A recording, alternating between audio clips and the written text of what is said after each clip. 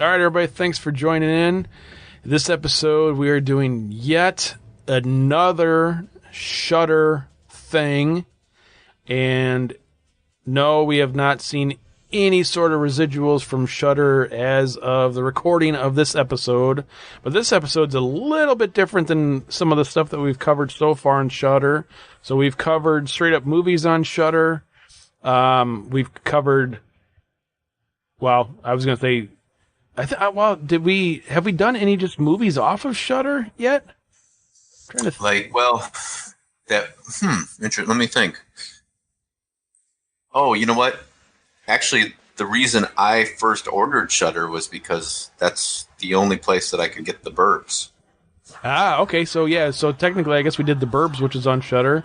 And then I was thinking of Deathgasm, but Deathgasm ended up sort of being a cross between a movie that is on Shudder and then a Joe Bob Briggs episode.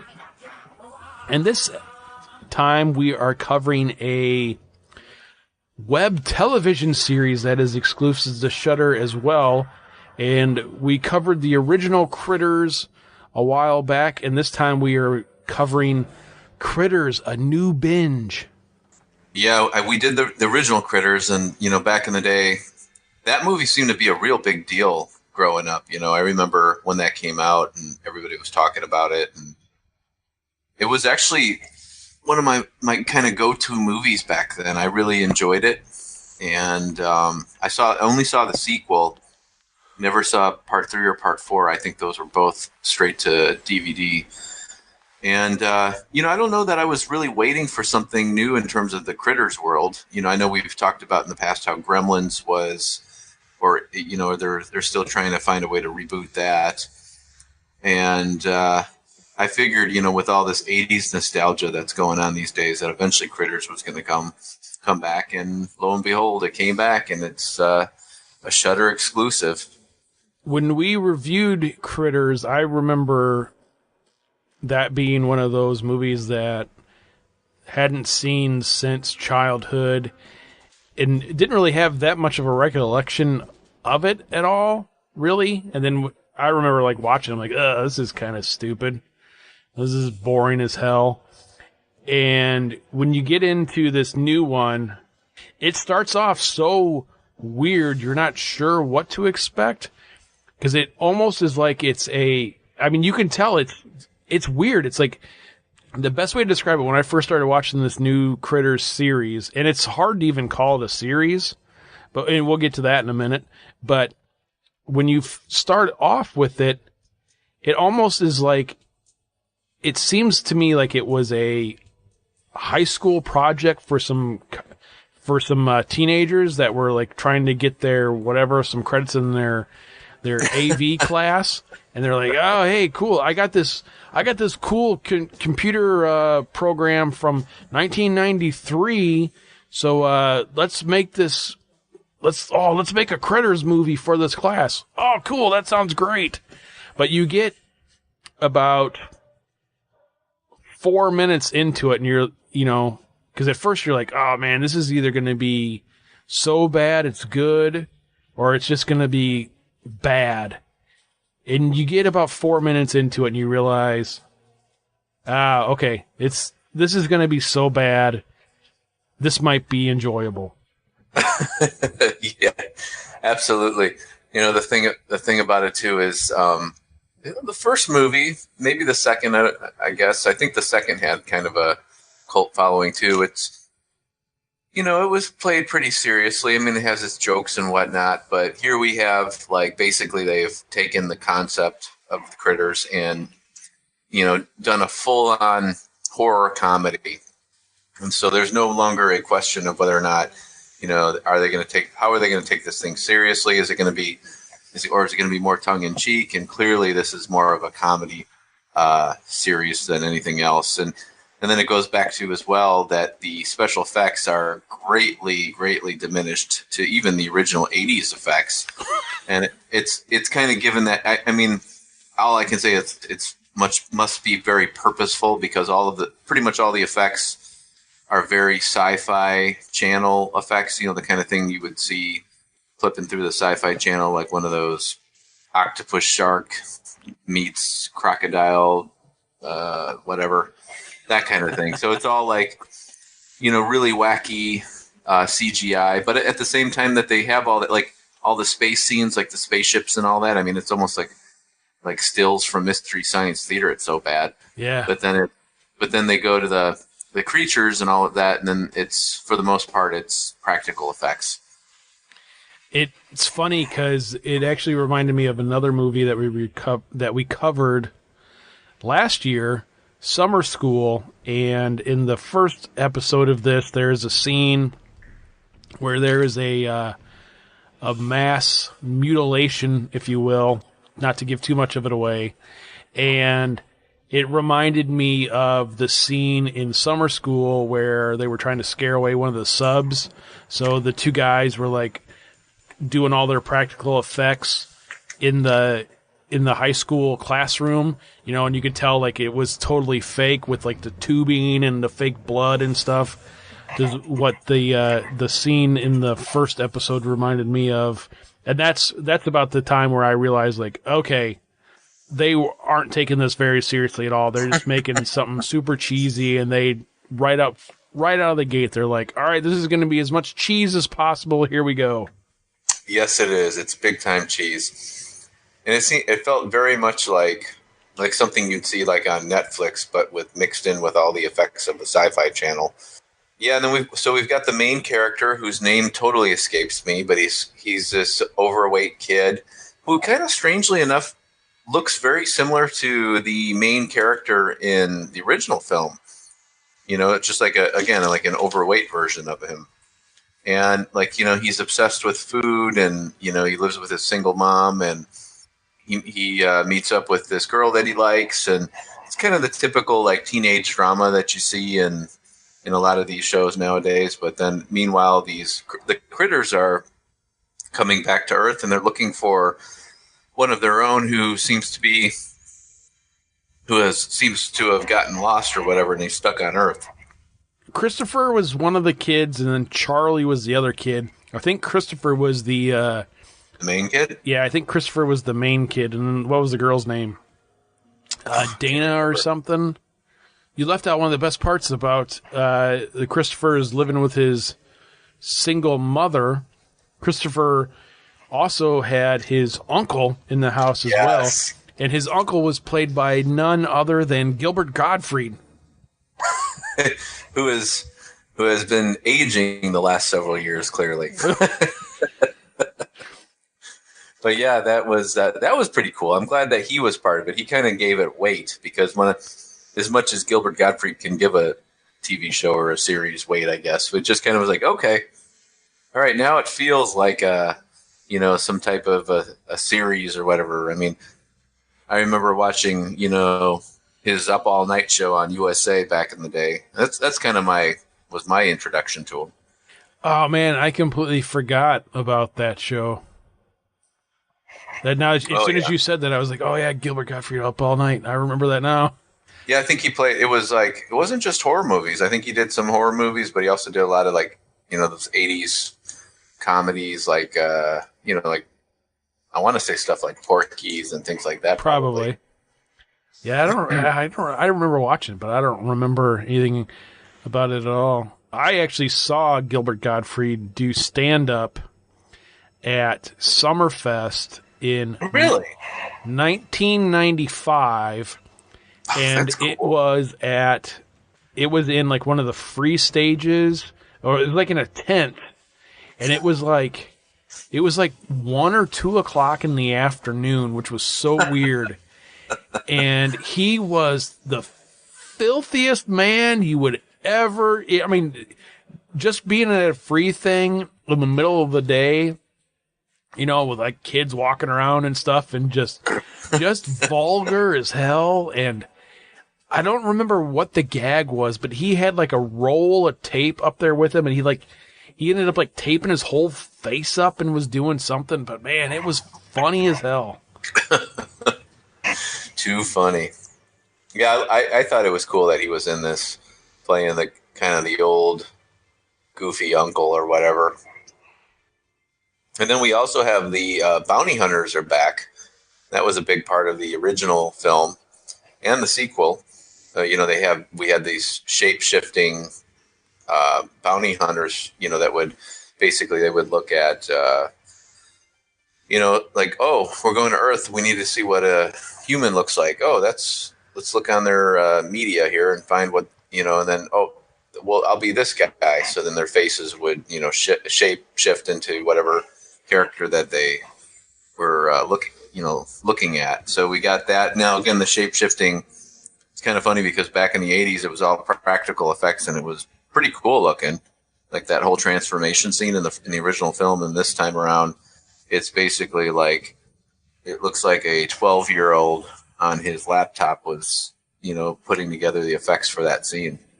Which is so crazy because anymore you would think that with the advancements in like CGI and stuff that anybody and their brother would be able to do it. So you would think like if some high school kids were making this movie, they would be able to make it look a little bit more modern than make it look like it came from, right. somebody's iMac back in 1996. Right, exactly. Making the graphics on there. Exactly. But the other thing that I thought was almost comical outside of the production of this, which I'm not going to say it was necessarily a disappointment, but this is a web series as it's promoted as, and there were, what was there? 7 or 8 episodes, something like that. I believe there were 8. And they only average about 10 minutes a piece, which is really weird. So very weird. So when you take out the intro and the credits, I think you end up with like 67 minutes or something of actual material. So, which actually helps quite a bit when you're like preparing to review this. Being that it's so short, you're like, oh, cool, okay, it won't take that long to get this thing watched. But it almost was. Maybe if you broke it up and you were like, oh, okay, cool. I got ready in the morning. I have 15 minutes to kill before I got to take off for work. Ooh, I'm going to watch an episode of Critters real quick. Or, you're like, oh, cool. I'm on lunch here. I got an hour to kill. I got to go run and get something to eat. Maybe take a couple of laps around the block here real quick. Oh, I got 15 minutes, 10 minutes to kill before I got to be back at work. I'll watch an episode of Critters real quick on my phone. Then right. I could see that, but why not just make it one episode, or like a short movie? Just like, oh, okay, cool. Here's this new Critters thing. It's going to be an hour long. Yeah, it's so weird. Why break it up like that? And like, what are you going to... and then go through. You have to sit through all the credits and all that stuff. That was because that was the killer with it. Because I watched it all I watched the first episode, and then never watched anything else. And then we had decided to do it for the show, and then I was like, okay, cool. So then I sat down and like watched them all like in one sitting, and that's what it ended up being. It was kind of like, oh, I gotta sit through this again. Okay. Oh, I guess let's do this again. Okay. Oh, here we go. Cool. All right. Oh, here comes the credits again. God damn it. Just get to the... Oh, come on. Let's just go already. I mean, I guess that's the old grumpy man in me coming out, but that's what it was. It was just like, oh. Yeah. Give me an option to skip through all this. No, I hear you. I totally hear you. So, what'd you think of, like, one thing that they did with this series that's a little different than at least the original two, was they kind of gave the critters a little bit more personality. Like you had the president, and then you had like that red one, and I know they just seem to be like a little bit more, oh, this one's like this one's like that. Like, the original, you see them as just like a bunch of these little creatures like that were, and I guess even going back to the original, they were more intelligent than like, I don't know, like probably like the Gremlins were, or the Ghoulies or anything like that. It was more, because they were communicating, they had more better language between each other and all that. But yeah, they weren't just grunting and stuff. Yeah, right, exactly. But this one, they have like, a leader, and they call him the president, and that was a little weird. That to me, I think, like, kind of threw me off a little bit. Like they do, I mean, and again too with the way that they did the practical effects in the original film. A lot of it's shot in the shadows and the dark and all, and then this one is like broad daylight, so it's clearly a puppet, and that's fine and all. I get it because had that more humorous tone to it, but I think that they really kind of went all out to prove that this is kind of just a big joke. Oh yeah, I think that's what it was. Yeah, I think this was all like, all right, this is nothing more than us just getting this out there, and this is what we want to do, and it's fun. And right, this is like somebody said like, yeah, we just got to do this. We know like 10 people are going to have been wanting this for the last 40 years, so we're just going to toss it out there here and just have fun with it. And the other thing I will give this series credit for, and big kudos, I guess, too, is the fact that, especially to the climate of the film industry, especially on the horror side of things that we're in nowadays, is this was not it wasn't really a reboot at all, but it wasn't it wasn't a retcon thing at all. It was, right. I mean, this was basically, I don't know if you necessarily call it a sequel, but I mean, I would assume if you watch the first, 4 Critters movies, and then we're like, oh, cool, I'm going to watch this new Critters, a new binge thing, that it wouldn't feel out of place at all. Yeah, and they actually kind of imply like that there was sort of like a connection to the past. I guess maybe not so much to another movie, but like that the Critters had been here before, right, and all that. Yeah, so it totally follows like you could totally put this into probably this. I mean, I've never seen, again, like I said, I never saw part 3 or 4, but I think you could probably kind of fit it in just fine and not like worry about any continuity issues. It almost reminds me of like a Friday the 13th movie, outside of like the Tommy Jarvis movies. They didn't necessarily have to fall in any order. You could watch those movies, minus the first one, of course. But I mean, you could watch part 3, and you could watch part 3, part 4, part 7, or part 8, really in any order, and be like, oh, okay, cool, yeah, whatever. Pretty much, yeah. Just don't watch the very beginning, and you'll be fine. Right. Yeah. Yeah, absolutely. Yeah, absolutely. So, and I really did enjoy that. Now, are we going to spoil anything, or are we keeping it all like? I think we'll go ahead and keep it a secret. I mean, keep some secrets. All right, yeah. Not I mean, it's kind of hard not to. I mean, if you get too much into the details, the only thing I will spoil about this movie is this is something we've talked about before on here. And actually, it's kind of funny. I had this conversation with some friends the other day.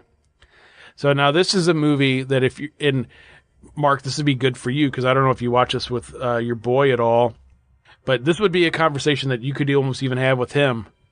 Who is the hottest character in this show?